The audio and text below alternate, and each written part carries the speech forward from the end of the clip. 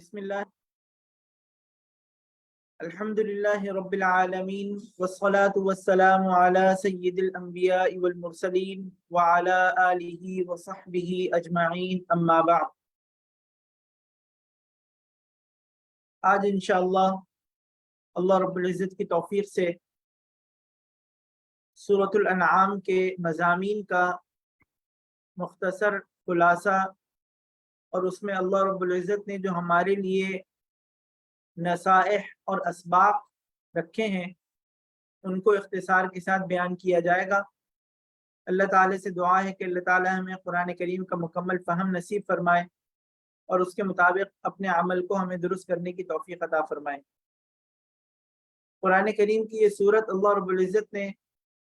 مکہ مکرمہ میں نازل فرمائی اور اس کے بیشتر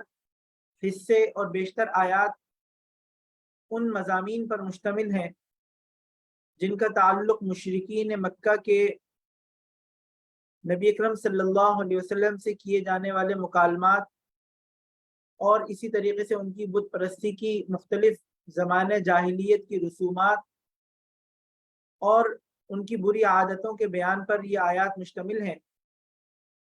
اللہ رب العزت نے ان تمام باتوں کو بیان بھی فرمایا، ان کی تردید بھی بیان فرمائی اور مختلف حکمتوں کو بیان فرما کر، مختلف نصائح کو بیان فرما کر اس بات کی طرف متوجہ فرمایا کہ انسان اگر کامیابی کے راستے کو اختیار کرنا چاہتا ہے اور اس دنیا اور آخرت کی فلاح چاہتا ہے تو اس کو یہ حقیقت ماننی ہوگی، اس کو یہ بات تسلیم کرنی ہوگی کہ اس کائنات کے مالک کی ہمیں عبادت کرنی ہے اور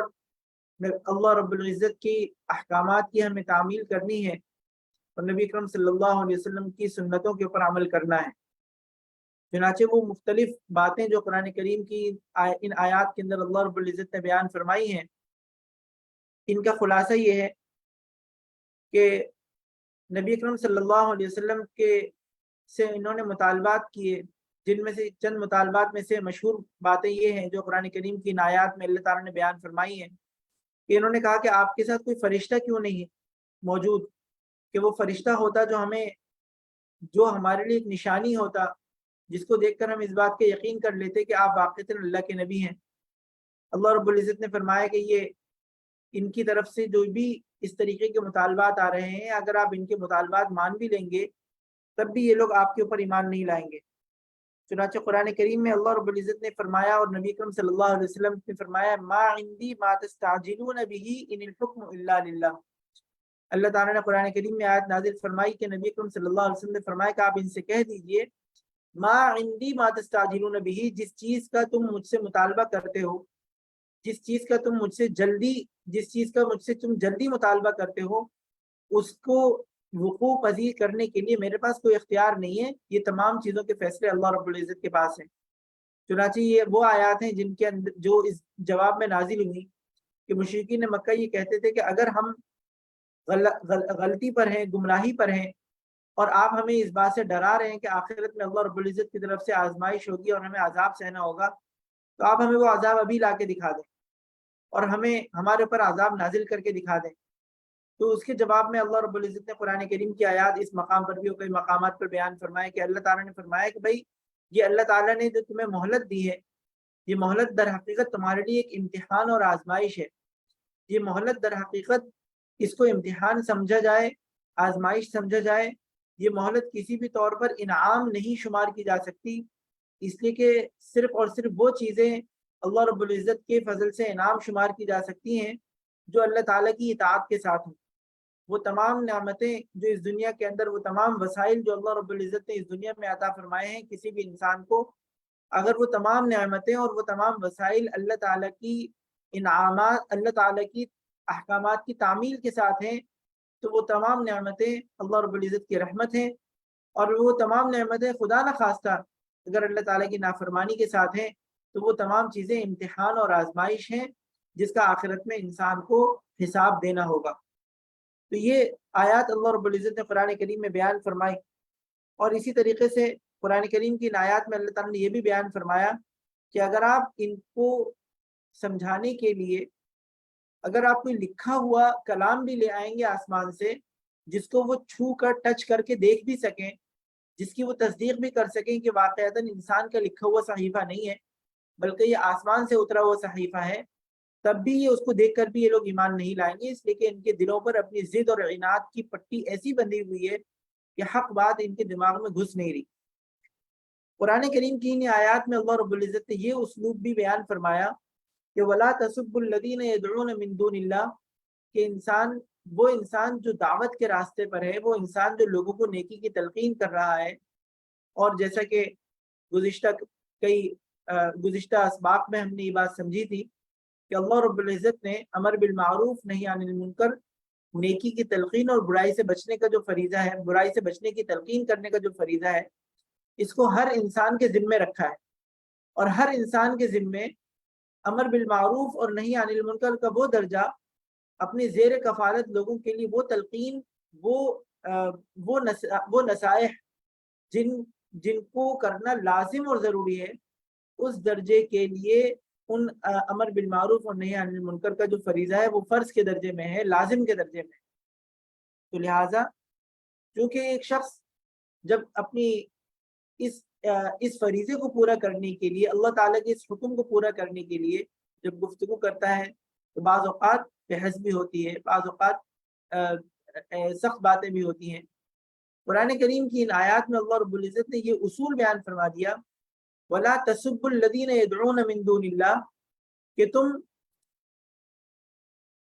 ان لوگوں کو جو ان برے معبودوں کو، بتوں کو تم گالی نہیں دو اور برا بھلا مت کہو، اس لیے کہ خدا نہ خواستہ یہ عناد میں آ کر، ضد میں آ کر اللہ رب العزت کے لیے ایسے نازیبہ الفاظ اپنی زبان سے نہ نکال لیں۔ لہٰذا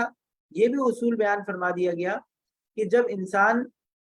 دعوت کے کام میں ہو، کسی دوسرے شخص کو تلقین کر رہا ہو، اس کی برائی کو برا جان رہا ہو، اس کی برائی کی شناعت اس کے دل کے اندر بہت وضاحت کے ساتھ موجود ہو، اس کے باوجود الفاظ کا انتخاب داعی کو ایسا کرنا چاہیے کہ اس کی دعوت مؤثر ہو سکے، اس کی دعوت کے قبول کیے جانے کے امکانات بڑھ سکے۔ چنانچہ خدا نہ خواستہ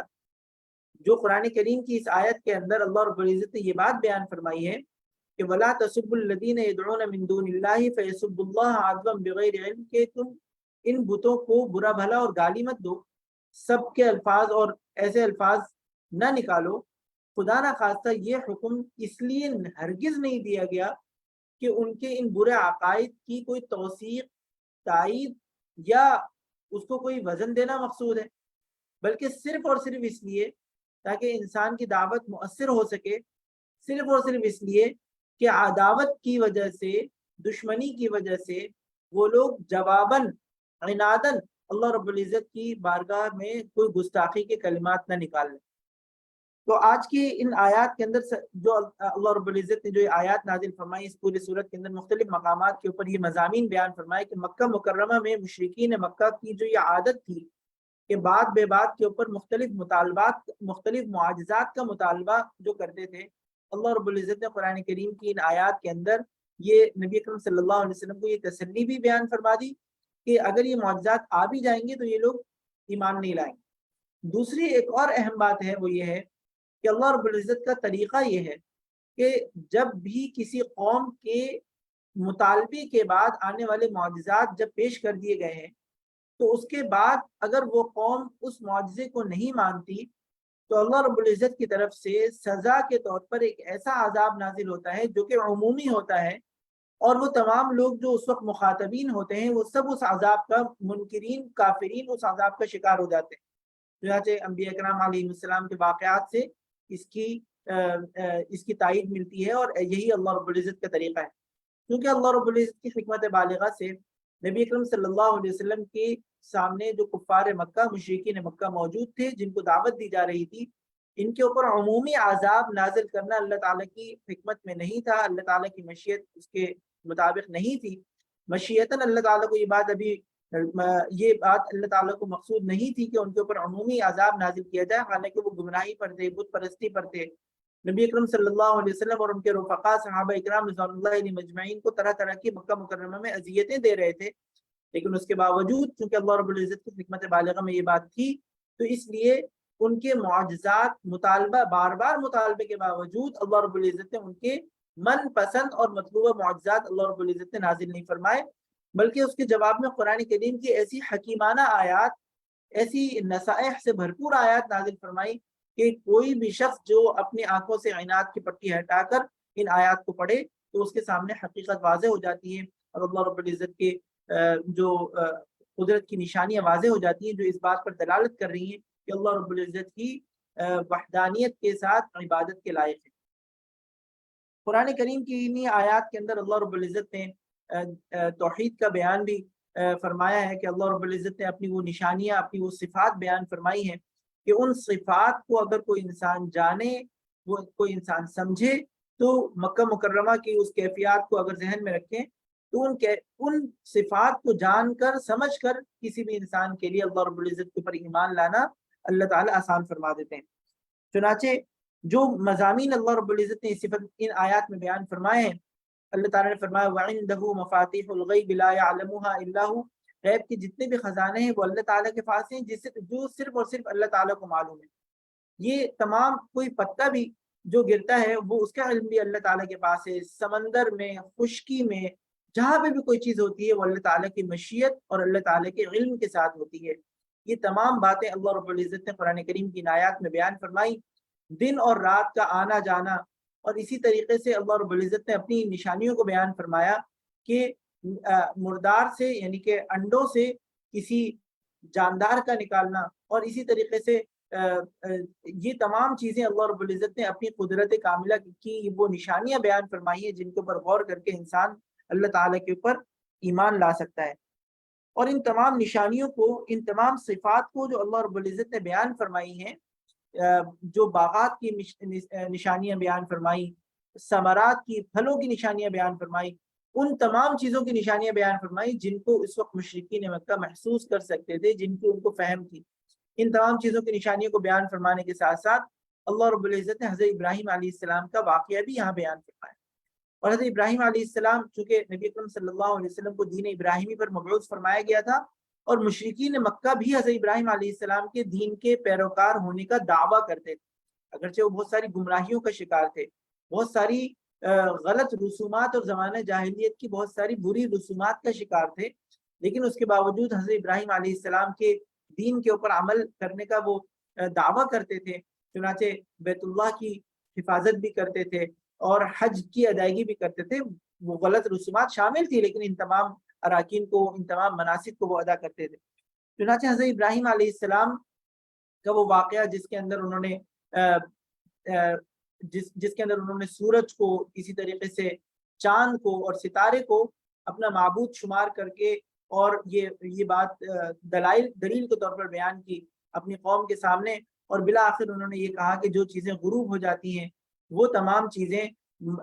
عبادت کے لائق نہیں ہیں، اور ان تمام چیزوں کو دلیل کے طور پر بیان فرما کر حضرت ابراہیم علیہ السلام نے اپنے قوم کو یہ پیغام دیا کہ میں ان تمام شرک سے برات کا اعلان کرتا ہوں اور تنہا وحدانیت کے ساتھ اللہ رب العزت کی عبادت کرتا ہوں۔ تو یہ تمام چیزیں اللہ رب العزت نے حضرت ابراہیم علیہ السلام کے اس واقعے کو بھی تفصیل کے ساتھ ان آیات کے اندر، اس صورت کے اندر بیان فرمایا، جو کہ اللہ تعالیٰ کی توحید کے بیان کے لیے ایک بہت عظیم دلیل ہے، بہت عظیم دلیل ہے جو کہ قرآن کریم کی آیات کے اندر اللہ رب العزت نے بیان فرمائی ہے۔ قرآن کریم کی انہی آیات کے اندر اللہ رب العزت نے مشرکین مکہ کو متوجہ بھی فرمایا ہے کہ جب تم سفر میں ہوتے ہو اور سفر کے اندر سمندری راستوں کے اندر جب تم کسی موجوں کے اندر اور سمندر کے اندر گھر جاتے ہو تو اس موقع کے اوپر تم خود اللہ رب العزت کو وحدانیت کے ساتھ پکار کر اللہ شرک سے بچتے ہوئے اللہ تعالیٰ سے دعا مانگتے ہو، اور یہ تمہارا عمل رہا ہے، یہ تمہارا طریقہ رہا ہے، اور تم اسی طریقے سے اس موقع کے اوپر اللہ رب العزت کو پکارتے ہو، اور تمہارے اندر یہ بات، تمہارے نفس کے اندر یہ بات موجود ہے، تمہارے دلوں میں یہ بات موجود ہے کہ اس موقع کے اوپر شرک سے بچتے ہوئے اللہ تعالیٰ سے دعا مانگی جائے گی تو اس مشکل سے نکلنا آسان ہو جائے گا، اور جب تم اس مشکل سے نکل کر آسانیوں میں آ جاتے ہو تو جب اللہ تعالیٰ تمہیں اس مشکل سے نجات دے دیتے ہیں تو تم دوبارہ غفلت کے شکار ہو جاتے ہو۔ تو یہ تمام واقعات اللہ رب العزت نے قرآن کریم کی ان آیات کے اندر بیان فرمائے ہیں، اور ان آیات کے اندر عظیم نصائح کے بطور دعوت کے اللہ رب العزت نے بے شمار نصائح اس میں بیان فرمائے تاکہ اللہ تعالیٰ کی جو قدرتیں ہیں ان کے اوپر انسان کی توجہ ہو، اور انسان کو ان کی طرف توجہ ہونے کے بعد اللہ تعالیٰ کے اوپر انسان کا ایمان مکمل ہو سکے، کامل ہو سکے اور مضبوط ہو سکے۔ چونکہ مکہ مکرمہ کے اندر نازل ہونے والی آیات ہیں، اور مکہ مکرمہ کے اندر جو قرآن کریم کی آیات نازل ہوئی ہیں اس کے اندر جو بنیادی 3 مضامین اللہ رب العزت نے جو بیان فرمائے ہیں، توحید کا بیان، اور اسی طریقے سے نبی اکرم صلی اللہ علیہ وسلم کی رسالت کا بیان، اور آخرت کا بیان۔ در حقیقت یہ جو 2 مضامین ہیں جو کہ زیادہ اہم ہیں، یعنی کہ توحید کا بیان اور آخرت کا بیان۔ نبی اکرم صلی اللہ علیہ وسلم کی جو رسالت کا بیان ہے وہ تو توحید اور عقیدہ آخرت کو بیان کرنے کے لیے ہے، تو لہٰذا عقیدہ آخرت جو ہے، جو مشرکین مکہ کو بار بار بتایا جا رہا ہے، اور مشرکین مکہ بار بار یہ اعتراض کرتے تھے کیا ہم جب بوسیدہ ہڈیاں ہو جائیں گے کیا ہم دوبارہ اٹھائے جائیں گے، تو اللہ رب العزت نے قرآن کریم کی ان آیات کے اندر تفصیل کے ساتھ یہ منظر کشی بھی بیان فرمائی ہے، اور اسی طریقے سے اللہ رب العزت نے یہ بھی بیان فرمایا ہے کہ جو اللہ کسی مردار سے، یعنی جیسے انڈا ہے اس سے کسی جاندار کو پیدا کرنے پر قادر ہے، تو اسی طریقے سے اللہ رب العزت کے لیے اپنی قدرت کاملہ سے یہ بات بالکل مشکل نہیں ہے کہ کسی بھی انسان کے قبر میں بوسیدہ ہونے کے بعد، اس کی ہڈیوں اور ان تمام چیزوں کے بوسیدہ ہونے کے بعد اللہ رب العزت اس کو دوبارہ زندہ کر کے اٹھا لیں۔ چنانچہ اس کی تائید کے لیے مختلف واقعات پیچھے بھی گزرے ہیں۔ حضرت ابراہیم علیہ السلام کو واقعہ بھی مشہور ہے، آپ نے بھی سنا ہوگا، جو کہ سورۃ البقرہ کے اندر موجود ہے، جس میں اللہ تعالیٰ نے حضرت ابراہیم علیہ السلام کو یہ حکم دیا کہ آپ چند پرندوں کو اپنے ساتھ مانوس کر لیں، ان کو ذبح کریں، ان کے اعضاء کو مکس کریں، اور مکس کرنے کے بعد ان کو مختلف جگہوں پر رکھ دیں، اور اس کے بعد ان کو پکاریں، تو اللہ تعالیٰ کے حکم سے وہ تمام پرندے دوبارہ زندہ ہو کر ان کے پکار کے اوپر ان کے پاس واپس آئیں۔ تو یہ واقعات اللہ رب العزت نے بیان فرمائے، اور اللہ رب العزت نے قیامت کے روز جزا کی منظر کشی بیان فرمائی۔ وَلَوْ تَرَىٰ إِذْ وُقِفُوا عَلَى النَّارِ فَقَالُوا يَا لَيْتَنَا نُرَدُّ وَلَا نُكَذِّبَ بِآيَاتِ رَبِّنَا وَنَكُونَ مِنَ الْمُؤْمِنِينَ۔ جب وہ جہنم کے کنارے کھڑے ہوں گے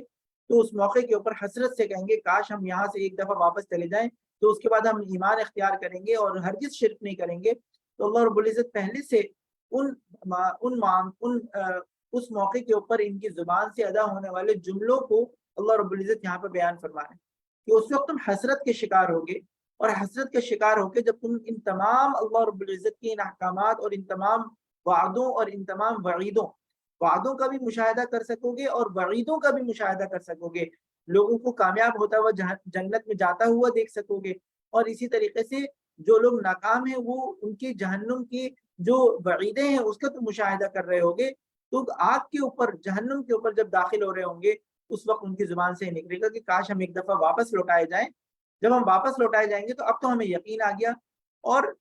یہ جب اللہ تعالیٰ نے جو یہ بات بیان فرمائی ہے اس لیے بیان فرمائی ہے کہ اللہ تعالیٰ کو جو مطلوب ایمان ہے وہ ایمان بالغیب مطلوب ہے، ایمان بالغیب مطلوب ہے، اسی لیے موت کے وقت کی توبہ قبول نہیں ہے، اس لیے کہ اس موقع کے اوپر انسان کو ملک الموت کی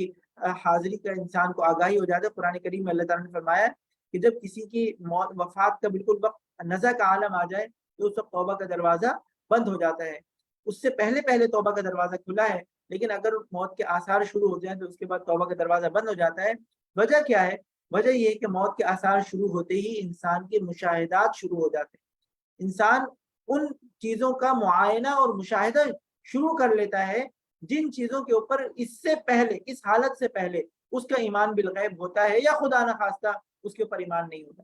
تو اللہ رب العزت کے یہاں جو قدر ہے، اللہ تعالیٰ کے یہاں جو مقصود ہے، مطلوب ہے،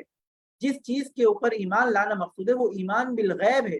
بن دیکھے چیزوں پر ایمان لانا ہے۔ نبی اکرم صلی اللہ علیہ وسلم نے فرما دیا ہے کہ ان چیزوں میں کامیابی ہے اور جنت ملے گی، تو بن دیکھے ان چیزوں پر ایمان لانا ہے۔ تو خدا نخواستہ اگر کوئی یہ بات یہاں بیان کی جا رہی ہے، جب تم اس موقع کے اوپر ان چیزوں کو مشاہدہ کر لو گے اس وقت تمہاری یہ حسرتیں کسی بھی طور پر تمہاری کام نہیں آئیں گی۔ چنانچہ اللہ رب العزت نے یہ بات بیان فرما دی کہ اللہ تعالیٰ اس بات پر قادر ہے کہ تمہارے اوپر سے، دائیں سے، بائیں سے تمہارے اوپر ایک یکدم عذاب آ جائے اور تمہارے اوپر یہ امتحانات آ جائیں۔ گزشتہ امتوں کے واقعات اللہ رب العزت نے بیان فرمائے، اور یہ فرمایا کہ تمہیں اس اللہ تعالیٰ کی قدرت سے یہ بات کوئی مشکل اور کوئی بعید نہیں ہے کہ اللہ تعالیٰ تمہیں اس آزمائش کے اندر پکڑ لے، تو لہٰذا اس بات کی طرف توجہ کرو، نبی اکرم صلی اللہ علیہ وسلم کی تعلیمات کو غور سے سنو، سمجھو اور ایمان لے آؤ۔ اور یہاں پر قرآن کریم کی چند آیات ہیں جو آیات اس موضوع عقیدہ آخرت کے موضوع سے متعلق ہیں، جو کہ انسان کو اس موقع کے اوپر اس مضمون سے متعلق ہمیں یاد کر لینی چاہیے، مفہوم بڑا قیمتی ہے۔ اللہ تعالیٰ فرما رہے ہیں الذین آمنوا ولم یلبسوا ایمانہم بظلم اولئک لہم الامن وہم مہتدون، وہ لوگ جو ایمان لائے اور انہوں نے اپنے ایمان کو ولم یلبسوا ایمانہم بظلم، ان کا ایمان ظلم کے ساتھ ملتبس نہیں ہوا۔ اللہ رب العزت نے ہم سب پر اپنا فضل فرمایا کہ اللہ تعالیٰ نے ہمیں ایمان عطا فرمایا ہے۔ اب اس ایمان کی ہمیں حفاظت کرنی ہے، اس کے اوپر ہمیں اینٹی وائرس لگانے ہیں، اپنے خود اینٹی وائرس انسٹال کرنے ہیں، اس کی ایمان کی حفاظت کرنا ضروری ہے۔ قرآن اولئک لہم الامن، وہ لوگ قیامت کے روز امن کے ساتھ ہوں گے، اور وہ لوگ ہدایت کے راستے پر ہیں جو ایمان لے آئے، ایمان لانے کے بعد انہوں نے ایمان کی حفاظت بھی کی، اس ایمان کی نگرانی بھی کی۔ ولم یلبسوا ایمانہم بظلم، اور ان کا ایمان کسی ظلم کے ساتھ، شرک کے ساتھ، اللہ تعالیٰ کی ان نافرمانیوں کے ساتھ جن کے اوپر اللہ تعالیٰ نے، جن سے اللہ تعالیٰ نے منع فرما دیا ہے، ان سے ملتبس نہیں ہوا۔ تو لہٰذا قرآن کریم کی آیات بڑی قیمتی آیت ہے کہ ہمیں اللہ تعالیٰ یہ حکم دے رہے ہیں کہ ہمیں اللہ تعالیٰ نے اگر ایمان عطا فرما دیا ہے، ہمیں اس کی قدر کرنی ہے۔ ربنا لا تزغ قلوبنا بعد اذ ہدیتنا وہب لنا من لدنک رحمہ، اے اللہ ہمیں جب آپ نے ہدایت عطا فرما دی، اس کے بعد ہمارے دلوں کے اندر کجی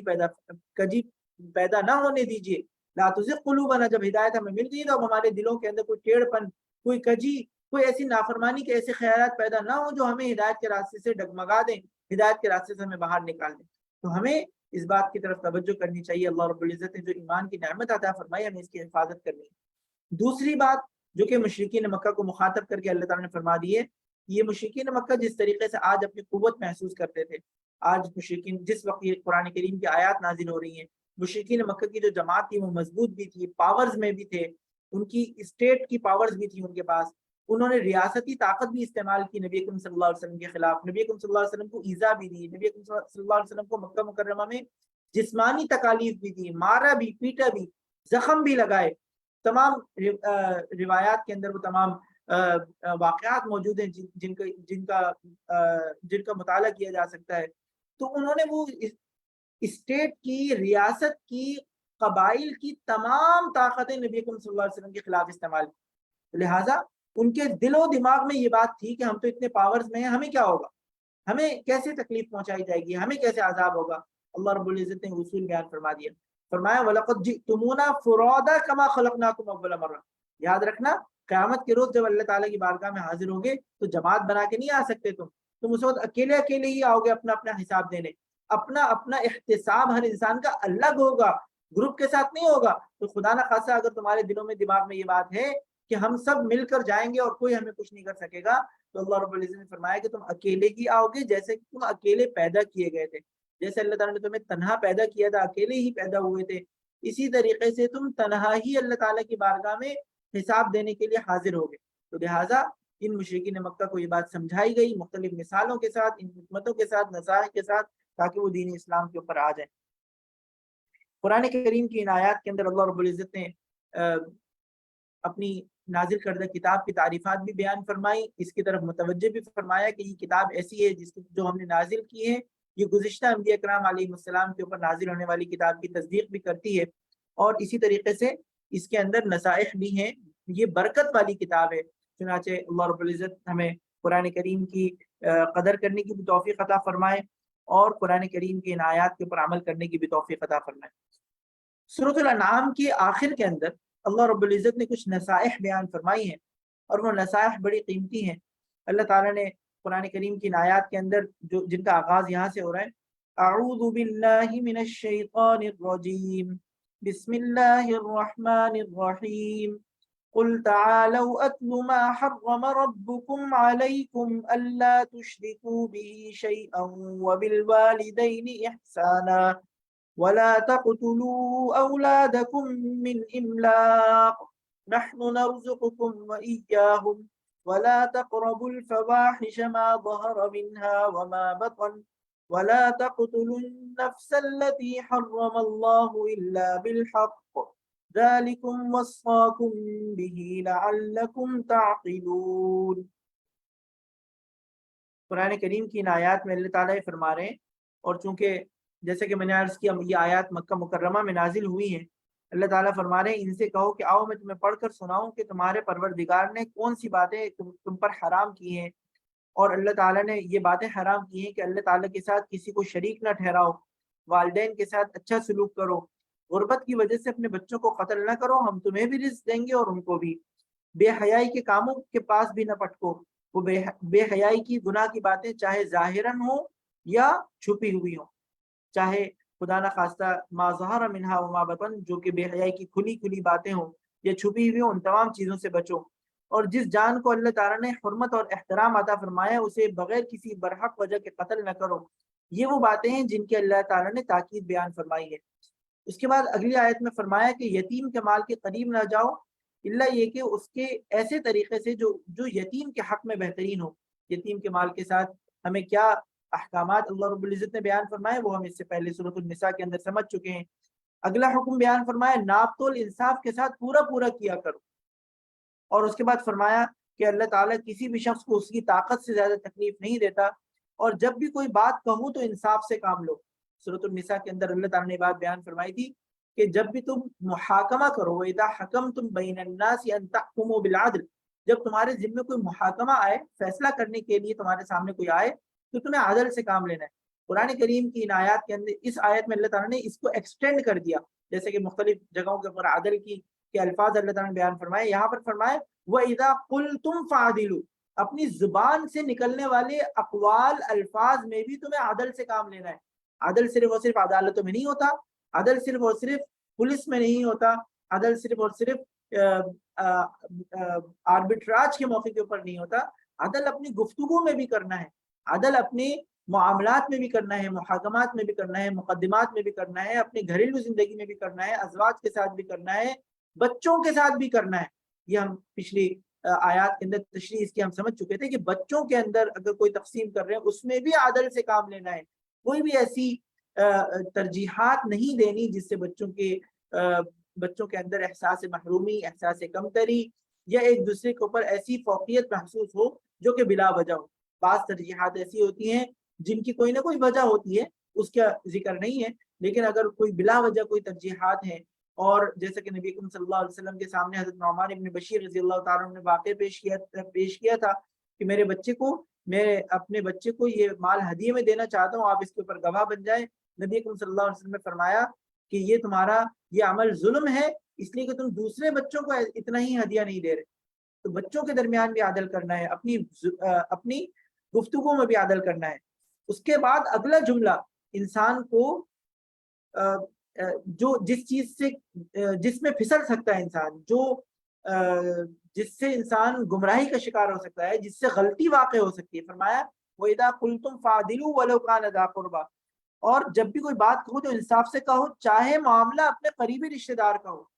یہ فتنہ ہے، یہ امتحان ہے۔ فتنہ کا جو ترجمہ امتحان سے کیا جاتا ہے، قرآن کریم کی آیات میں جہاں پہ بھی فتنے کا لفظ آیا ہے اس کا ترجمہ آزمائش اور امتحان سے کیا جاتا ہے۔ تو امتحان یہ ہے کہ جب انسان اپنی زبان سے کوئی کلمہ نکالتا ہے تو فطری طور پر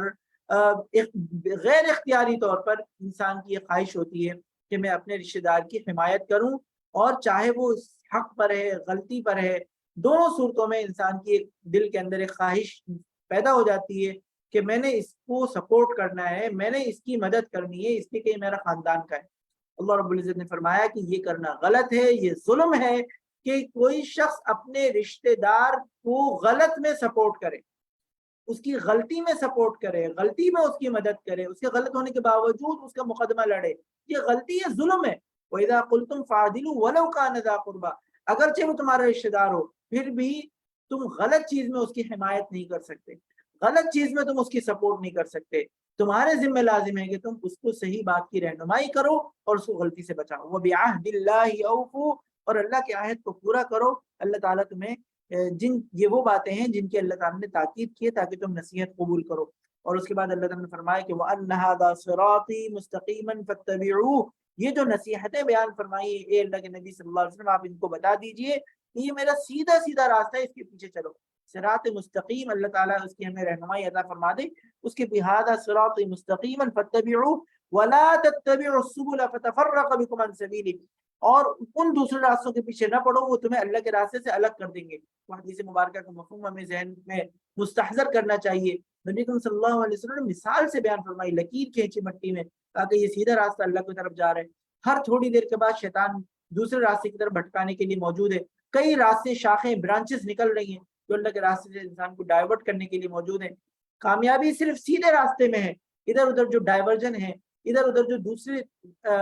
فتفرق بکم عن سبیلی، کہ وہ دوسرے راستے جو اللہ تعالیٰ سے دور کر رہے ہیں، ان دوسرے راستوں کی طرف ہمیں نہیں جانا۔ اللہ تعالیٰ ہمیں صراط مستقیم کی رہنمائی عطا فرما دے۔ یہ وہ نصیحتیں ہیں جو اللہ رب العزت نے قرآن کریم کی ان آیات میں بیان فرمائی ہیں۔ اللہ تعالیٰ ہمیں قرآن کریم کو سمجھنا آسان فرما دے، اس کے اوپر عمل کرنا ہمارے لیے آسان فرما دے، اور قرآن کریم کا نور ہمارے دلوں میں اللہ تعالیٰ پیدا فرما دے، اور اس نور کو ہمارے لیے ایسا بنا دیں اللہ تعالیٰ کہ ہم اس کی رہنمائی میں اپنے اعمال کے، اپنے معاملات کے فیصلے کر سکیں، اپنے اعمال کی اصلاح کر سکیں۔ آمین آمین یا رب العالمین۔ وآخر دعوانا ان الحمد للہ رب العالمین۔ السلام علیکم ورحمۃ اللہ وبرکاتہ۔